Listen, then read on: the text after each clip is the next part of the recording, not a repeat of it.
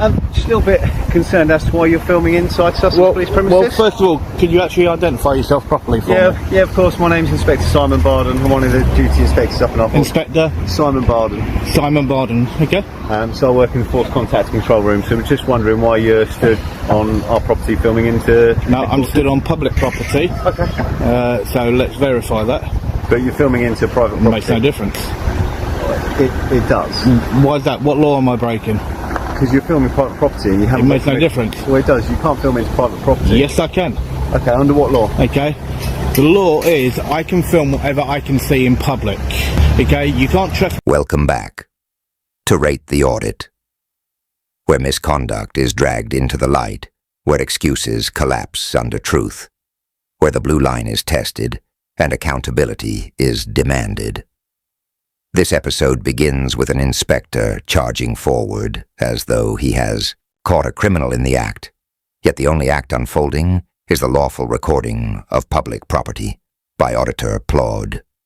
The inspector tries to create laws where none exist, pushing false authority to intimidate an innocent man. But this is not just about one officer. This is about a culture that mistakes power for law. This is about arrogance over rights. This is about feelings over facts. And it is about one auditor who refuses to back down against fabricated claims. This story is not entertainment. It is evidence. It is not just content. It is a fight for freedom. I'm not putting anyone's security at risk. But you could be, couldn't you? No, that's a presumption, okay? I'm not doing anything wrong. No, it's not a presumption, because I said you could. I didn't say you were, okay. I said you could be. So that's not a presumption, that's me suggesting that you could be. Okay, and how would I be putting their safety at risk then? So what are you doing with those films? Well, it's for personal use. Okay. What personal use? Are you going to be sharing those online? I don't know. Whatever personal use I wish. Okay. So what is the purpose of you being here today, would be my question. The police is a public service. Yep. Okay, and I'm here to actually record what the public pay for. Okay, but this isn't a police station, this is police headquarters. It makes no difference. The public still pay for it. Okay, I don't understand what you're trying to achieve though, because if you want to make sure... I'm not trying to achieve anything, I'm just filming what the public pay for. Okay, but if you're trying to prove that the public are paying and getting value for service, surely you'd be better... I didn't say that. I didn't say that at all. So what did you say? Okay, I said I'm just here to film what the public pay for. That's it. Okay, for what reason? From the very first words, the inspector exposes his ignorance, demanding to know under what law Claude can film, as though the public must justify their freedoms, when in fact it is the police who must justify restrictions. The principle is clear. Rights exist by default, and restrictions only exist by law. But the inspector flips this truth on its head, showing not strength, but confusion and fear. This is the kind of leadership that spreads ignorance through the ranks, leaving officers to bluff their way through encounters instead of standing firm on knowledge and law. What Claude did in this moment was not defiance. It was education. It was a reminder that Article 10 of the Human Rights Act protects freedom of expression, including recording in public, and when a leader ignores that right, he reveals the fragility of his authority. Okay, I feel like I've come down to have a conversation with you and engage with you, and you're not particularly willing to engage. Yeah, but that conversation is irrelevant. Okay, that's called fishing for information. It's not called fishing. It's called engaging with someone. It's called. Yeah, I'll have a conversation about whatever you want. Okay, but whether or not, I've been here or not, or whether or not I'm actually filming, I'm just doing exactly what I'm perfectly lawfully allowed to do. What my concern would be is that, do you pose a security threat? Okay, your concern and what the law is are two different things. No, they're not. Yes, they are. They're not. Yes, they are. No, they're not. Okay, your feelings and what you feel is not the law. Okay, what I'm doing is perfectly lawful. Not if you pose a security threat. In what way?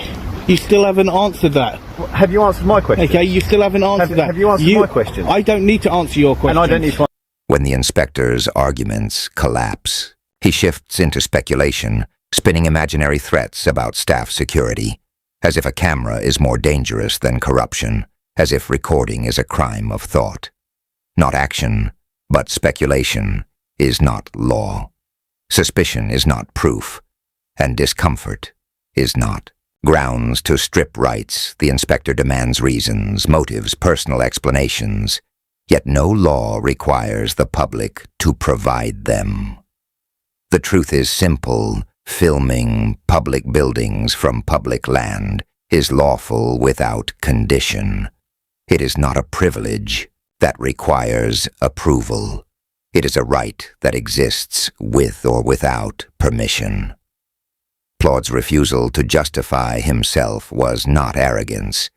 It was discipline. It was the line in the sand that separates liberty from tyranny. And the inspector stepped over. Vehicles. Are you recording information on police staff? I'm recording whatever I can see. Bear with me a second. Why are you filming here? Because I'm well within my legal rights to do so. Why? It's a public service that the public pay for. Have you a keen interest in the police? Okay, I have an interest in all public services. So you do this on a regular basis? Okay?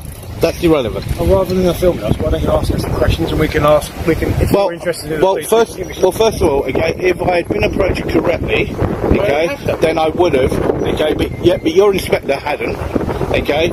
You've come out, you've made an allegation, okay, towards me. An allegation? No, you did. You made an allegation that your staff, okay, are alarmed and distressed, okay. You should know, as a constable, okay, you cannot be alarmed and distressed. Any person feel harassment, alarm and distress. Not when you're an officer. It is case law, and you cannot.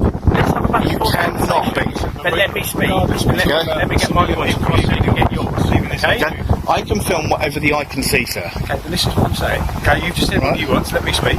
Okay, members of staff leaving this building, this facility, in their plain clothes, in their own car, you filming them has caused them alarm, harassment and distress. Okay? They're not on duty as police officers, so they can feel alarm. As the constables join their inspector, the excuses multiply. They twist case law, claiming staff are alarmed and distressed, as though feelings can override freedom, as though uniform, or not, their discomfort, has legal weight. But the truth is that police, by the nature of their duty, are expected to face scrutiny.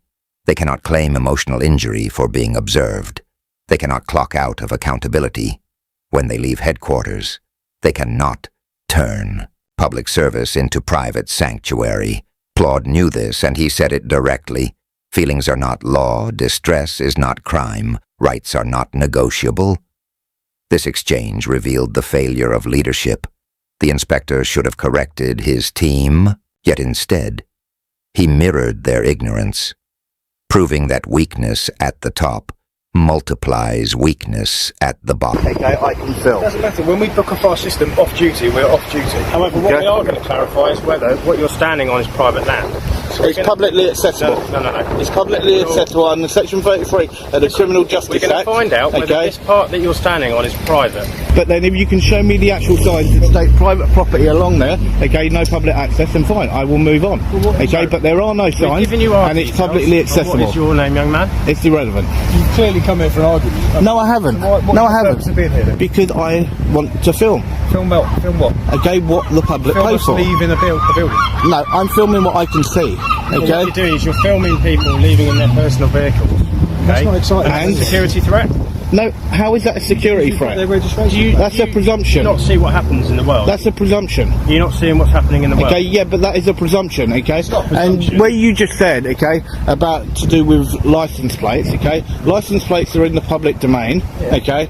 You guys have access to that information. You're putting that on YouTube, you're not specific. Who said that? Who said that? Whoa. Hang on a minute. Hang on. No. You said that. I haven't said it. No, don't shout at me. Listen to me. Do not shout at me. No, don't shout at me. So let me have my piece. Please do not shout at me. Let me have my piece then. Yeah, as long as...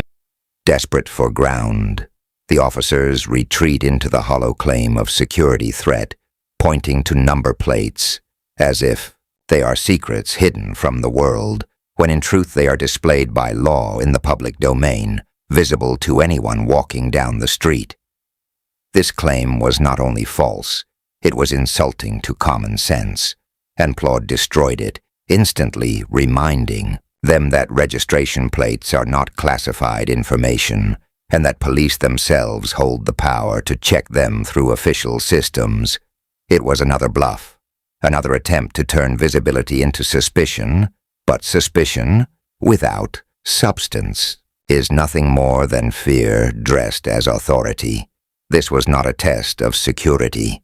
This was a test of honesty, and the officers failed with every excuse.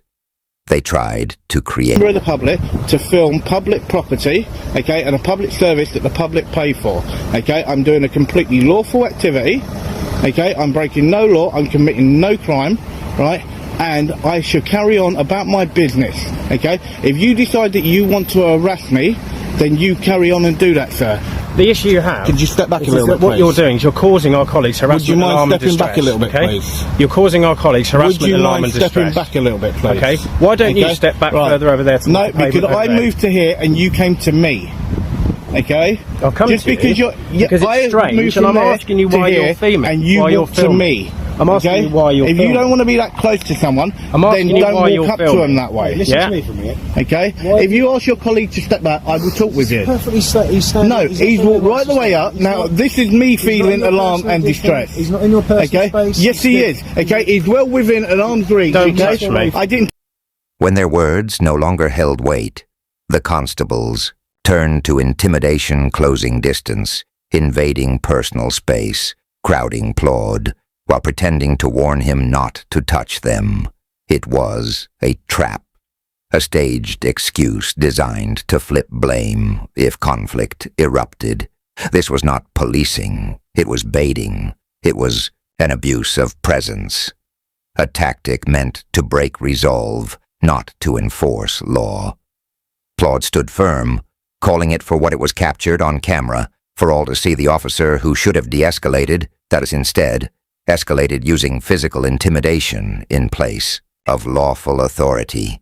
This moment revealed the desperation of those who have lost the argument, but refuse to lose control. It was the clearest proof that power without law is nothing more. Touch me. Okay? Touch me and you get I did arrested not for assault. touch you. Okay? You need to be quiet on that one. Okay? Don't tell me I touched you when I did not touch Don't you. touch me, I or did you'll not be touch you. arrested for It's all on camera. Do you understand Okay? that? I did not touch you. Don't tell me do I understand. Try and touch me. Okay? Do not tell me. Okay? Just look, sir, right? He's got a real attitude problem. Yes, he has. You're not listening. If you'd like to talk to me for a second, that's great. fine. Okay. So I just wanted to clarify some things. You're right. This is a public area. You are entitled to film here. However, your behaviour is causing our staff harassment, alarm and distress. Who's that then? So we've had members of our staff complaining about you, filming them, leaving the premises, and that is causing them harassment, alarm and distress. As a police officer or police officer, they cannot be the victim of being alarmed and distressed. No, they cannot. You need to actually look at that. It is case law and it is there. Sir, listen to me. Yes, they can. No, they cannot. Yes, they can. So as such, under Section 50 of the Police Reform Act 2002, I'm going to ask you to provide me your details, your name and address. Now, I will actually state this, okay? Under Section 50, okay, the Police Reform Act, okay, there has to be a member of the public within 150 metres of me. No, it doesn't. Yes, they no, do. It doesn't, okay? You will not be getting my details. So if you refuse to provide those details, you're liable to be arrested. You will not get my details. I'll tell you that straight, because I've done nothing wrong. That's fine. I'm going to ask you again. You have. You've caused our staff harassment, alarm, distress. And I'm going to tell you no. There is concern around your behaviour and how it's making our staff feel. And I'm going to tell you no. I'm going to make that request from you to provide me with your name and I'm address. going to tell you no, because I've done nothing wrong. You're under arrest. Okay, right. Hang on. Just before you do, would you mind just reading my wrist, please? Then came the final card, Section 50 of the Police Reform Act, twisted and misused as though it were a universal pass to demand identification, when in reality it only applies where there are reasonable grounds of antisocial behavior against the public. Claude was filming quietly on public land with no public present, no disruption, no harassment, no crime. Yet the inspector insisted on details, and when Claude refused, he declared arrest. This was not enforcement. It was punishment. It was not policing. It was retaliation against. So I got one offer, okay, that got turned down, and we now have a court date for the end of February, so I will keep you updated on that, Pete. So, as you know, I gave you an update on Inspector Barton, and where it should have actually gone to court at the end of last month, and basically things have sort of been delayed, so I'm now waiting for another date for that, and as soon as I have that, I will let you. So as this case heads to Ward Court, The lesson is clear power without knowledge collapses authority without law. His weakness, leadership without truth, his failure and rights without defense are lost. Claude stood his ground, not just for himself, but for every citizen who refuses to be silenced by false authority. This episode is not just a video. It is a record of abuse. It is a warning to those who think uniforms create laws, and it is a promise that accountability will always find its way through the lens of a camera to the eyes of the public. So, stay tuned, stay aware, and stay committed, because this fight is not over. This fight is for every one of us, and the outcome will echo beyond this case into the future of policing itself.